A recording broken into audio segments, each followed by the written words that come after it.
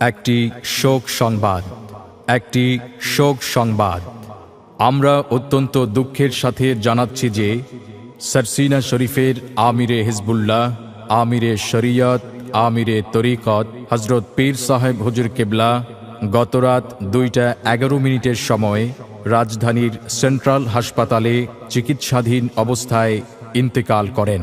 সরসিনা শরীফের হজরত পীর সাহেব হুজুর কেবলা গতরাত 2:11 সময় রাজধানীর সেন্ট্রাল হাসপাতালে চিকিৎসাধীন অবস্থায় ইন্তেকাল করেন।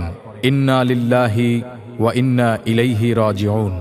হুজুর কেবলার জানাজার নামাজ আগামীকাল 18 জুলাই বৃহস্পতিবার বাদ জোহর সরসিনা শরীফে অনুষ্ঠিত হইবে। হুজুর কেবলার জানাজার নামাজ আগামীকাল 18 জুলাই বৃহস্পতিবার বাদ জোহর সরসিনা শরীফে অনুষ্ঠিত হইবে। উক্ত জানাজার নামাজে সকল ধর্মপ্রাণ মুসলমান ভাইদেরকে অংশগ্রহণের জন্য বিনীতভাবে অনুরোধ জানাচ্ছি।